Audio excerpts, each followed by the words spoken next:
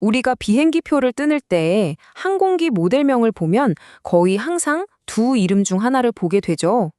바로 보잉 그리고 에어버스입니다. 수십 년 동안 이 두 거인은 하늘의 패권을 두고 정말 치열하게 싸워왔는데요. 오늘은 어떻게 그 경쟁이 혁신을 이끌었고 또 어떻게 그 아슬아슬했던 균형이 한순간에 무너졌는지 그 50년간의 거대한 드라마 속으로 한번 들어가 보겠습니다. 이 이야기의 한가운데에는 한때 그 누구도 의심하지 않았던 하늘의 제왕 보잉이 있습니다. 하지만 여러분도 아시다시피 지금 보잉은 아주 깊고 심각한 위기에 빠져 있습니다. 자, 바로 이게 오늘 우리가 파헤쳐볼 핵심 질문입니다. 도대체 어떻게 하늘의 절대 강자가 이 지경까지 오게 된 걸까요? 이 질문에 대한 답을 찾으려면 시간을 거슬러 올라가야만 합니다. 이 그래프를 한번 보시죠. 최근 몇 년간 항공기 인도량을 보여주는데요. 와, 에어버스가 보잉을 저렇게나 크게 앞질렀습니다. 수십 년간 시장을 그냥 지배해왔던 보잉에게는 정말 충격적인 역전이죠. 어떻게 이런 일이 벌어졌는지 지금부터 그 과정을 하나하나 따라가 보겠습니다. 우선 이 추락을 이해하려면 그들이 얼마나 높은 곳에 있었는지를 알아야겠죠. 보잉이 어떻게 Z시대의 거인으로 우뚝 섰는지 그들의 가장 화려했던 황금기부터 되짚어 보겠습니다. 윌리엄 보잉이 세운 이 회사는요, 두 번의 세계대전을 거치면서 군용기를 납품하며 그야말로 엄청난 속도로 성장했습니다. 이른바 민주주의의 병기창 역할을 하면서 항공산업의 기반을 다졌죠. 이런 개척자 정신이 바로 초기 보잉의 DNA였습니다. 그리고 그 대담하고 엔지니어링에 모든 걸 걸었던 문화를 이보다 더 잘 보여주는 순간은 없을 겁니다. 최초의 제트 여객기 707 시제기로 시험 비행을 하던 조종사가 갑자기 고개 비행인 배럴로를 선보인 거예요. 나중에 왜 그랬냐는 질문에 그의 대답은 간단했습니다. 저는 비행기를 팔고 있었습니다. 정말 엄청난 자신감이죠.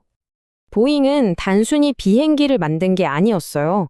우리가 지금 당연하게 누리는 세상을 창조했다고 해도 과언이 아닙니다. 바로 이 두 개의 아이콘으로요. 단거리 노선의 절대 강자이자 역사상 가장 많이 팔린 737, 그리고 전보제트라는 별명으로 불린 747. 이건 사실 거대한 도박이었는데 이게 대성공하면서 전 세계 누구나 저렴하게 해외여행을 할 수 있는 시대를 열었죠. 하지만 보잉이 이렇게 하늘을 완벽하게 지배하고 있을 때 저 멀리 유럽에서는 위기감 속에서 새로운 도전자가 조용히, 아주 조용히 힘을 모으고 있었습니다.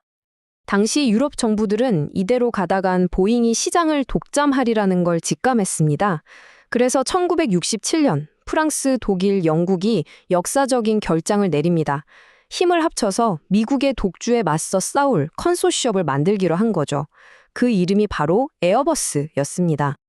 에어버스는 보잉보다 더 크고 힘센 비행기를 만들 수는 없다는 걸 잘 알았어요.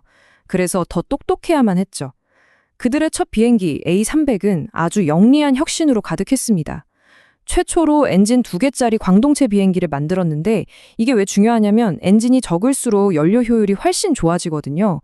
동체도 그냥 넓힌 게 아니라 표준 화물 컨테이너 2개가 나란히 들어가도록 설계했어요. 화물을 더 실으면 항공사는 돈을 더 벌죠. 처음부터 고객의 이익을 생각했던 겁니다. 이 일화는 그들이 얼마나 절박하고 영리했는지를 보여줍니다. 보잉의 안방의 미국 시장을 뚫기 위해 당시 이스턴항공에 정말 말도 안 되는 제안을 합니다. 우리 비행기 4대를 6개월간 공짜로 써보세요. 마음에 안 들면 그냥 돌려주셔도 됩니다. 이 미친 것 같은 무료 체험 마케팅이 먹혀들었습니다. 이걸로 미국 시장에 발을 들였고 자신들의 비행기가 진짜 좋다는 걸 증명해냈죠. 자, 이제 판이 바뀌었습니다. 에어버스는 더 이상 약자가 아니라 무시할 수 없는 경쟁자로 떠올랐죠. 그리고 이때부터 완전히 다른 철학을 가진 두 거인의 수십 년에 걸친 하늘의 전쟁이 본격적으로 시작됩니다. 에어버스의 가장 큰 무게는 바로 Fly by Wire라는 기술이었습니다. 간단히 말해 기존의 수동 조종 장치를 없애고 전자신호로 비행기를 조종하는 거예요. 조종사가 조종관을 움직이면 컴퓨터가 그 신호를 받아서 비행기를 움직이는 거죠. 이건 그야말로 항공기 조종의 패러다임을 바꾼 혁신이었습니다. 이 슬라이드가 두 회사의 철학 차이를 아주 잘 보여줍니다. 보잉은 조종사의 손맛, 즉 감각을 믿었어요. 어떤 상황에서도 최종 결정은 조종사가 내려야 한다고 봤죠. 그래서 전통적인 조종관을 고집했습니다. 반면 에어버스는 컴퓨터를 신뢰했습니다. 컴퓨터가 조종사의 실수를 막아주고 안전한계를 설정해 줄 수 있다고 믿었죠. 그래서 작은 사이드 스틱을 썼고요. 조종석도 표준화해서 한 기종이 익숙해지면 다른 기종도 쉽게 몰 수 있게 했습니다. 정말 완전히 다른 접근법이죠. 물론 보잉도 가만히 있지는 않았습니다. 이 치열한 경쟁 덕분에 보잉도 혁신에 나서게 됐죠. 그들의 대답은 바로 걸작 777이었습니다. 보잉 최초의 플라이바이 와이어 비행기였는데 여기서 중요한 건 개발 과정에서 전례 없이 항공사들의 의견을 많이 들었다는 점입니다. 고객의 목소리에 귀를 기울였고 그 결과 엄청난 성공을 거두면서 월드 클래스 비행기라는 별명까지 얻게 되죠. 하지만 바로 그때 1990년대에 있었던 한 결정적인 사건이 보잉을 전혀 다른, 그리고 궁극적으로는 비극적인 길로 이끌게 됩니다. 모든 건 1997년 경쟁사였던 맥도넬 더글라스와의 합병에서 시작됐습니다. 서류상으로는 합병이었지만 실제로는 인수에 가까웠어요. 비용 절감과 주가를 최우선으로 여기던 맥도넬 더글라스의 문화가 엔지니어링을 최고로 여기던 보잉의 문화를 서서히 질식시키기 시작한 거죠. 그리고 2001년 아예 본사를 엔지니어링의 심장부인 시애틀에서 멀리 떨어진 시카고로 옮겨버립니다. 의사결정을 하는 경영진과 비행기를 만드는 엔지니어들 사이에 물리적 그리고 문화적 거리가 생겨버린 겁니다. 그리고 이렇게 썩어 들어간 문화는 결국 737 맥스라는 재앙으로 이어졌습니다. 이 과정을 보세요. 먼저 압박이 있었습니다. 에어버스의 신형 A320 네오가 너무 잘 팔리니까 빨리 대응해야 했죠. 그래서 지름길을 택합니다. 시간과 돈이 드는 새 비행기 설계 대신 50년이나 된 737 설계를 재활용하기로 한 거죠. 그런데 새 엔진이 너무 커서 위치를 바꿨더니 비행기 균형이 안 맞는 문제가 생겼습니다. 이걸 해결하기 위한 땜질 처방이 바로 MCAS라는 소프트웨어였어요. 비행기 기수가 들리면 자동으로 내려주는 거죠. 그런데 더 큰 문제는 이걸 숨겼다는 겁니다. 항공사들의 조종사 훈련 비용을 아껴주려고 이 소프트웨어가 얼마나 강력하게 개입하는지를 규제당국과 조종사들에게 제대로 알리지 않았습니다. 결과는요, 비극이었습니다. 두 번의 추락, 340명의 소중한 생명이 희생됐습니다. 이 모든 게 돈을 아끼려던 작은 결정들이 쌓여서 벌어진 일이었습니다.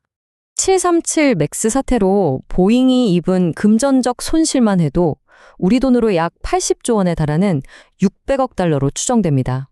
그리고 이 숫자는 희생된 인명과 한때는 채롱성 같았던 명성에 입은 회복 불가능한 손상은 전혀 포함하지 않은 금액입니다. 자, 그럼 보잉이 이렇게 흔들리는 동안 에어버스는 어떻게 선두 자리를 굳혔을까요? 그리고 이제 비행의 미래는 어떻게 될까요?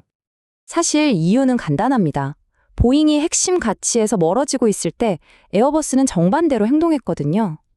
그들은 고객의 목소리를 들었습니다. 항공사들이 A350 초기 디자인을 싫어하니까 그걸 그냥 폐기하고 완전히 새로 설계해서 대성공을 거뒀죠. A320 니오 시리즈로 효율성에 집중했는데 이게 마침 폭발적으로 성장하던 저가 항공사들의 요구와 딱 맞아떨어졌고요. 그리고 그들의 문화는 좀 관료적이긴 해도 안정적이었습니다. 안정과 절차를 우선시했고 A380 슈퍼전보 같은 거대한 실패에서도 교훈을 얻을 줄 알았죠. 그래서 지금 두 거인은 완전히 다른 길을 걷고 있습니다. 보잉은 내부를 들여다보고 있어요. 무너진 신뢰를 회복하고 고질적인 품질 문제를 해결하는 데에 온 힘을 쏟고 있죠. 당장 새로운 비행기 설계 계획도 없습니다. 반면에 에어버스는 미래를 보고 있습니다. 핵심 시장인 소형기 시장을 장악하면서 수소 비행기 같은 차세대 기술 개발에 막대한 투자를 하고 있죠. 한쪽은 과거를 수습하느라 바쁘고 다른 한쪽은 미래를 설계하고 있는 겁니다. 이제 아시겠죠? 이 거대한 역전극은 어느 날 갑자기 737 맥스 사태 하나만으로 벌어진 게 아닙니다. 이건 수십 년에 걸쳐 기업 문화가 서서히 썩어가고 엔지니어링 대신 주가를 우선시하고 고객을 등한시하면서 벌어진 아주 느리고 점진적인 비극의 결과였던 겁니다. 그래서 마지막으로 이 거대한 질문이 남습니다. 한 거인은 과거의 영광을 되찾기 위해 몸부림치고 다른 거인은 미래를 향해 질주하는 지금. 하늘의 다음 전투에서는 과연 누가 승리하게 될까요? 그 답은 단순히 멋진 기계를 만드는 것을 넘어 한 산업 전체를 새로운 시대로 이끌기 위해 진정으로 무엇이 필요한지를 우리에게 말해줄 겁니다.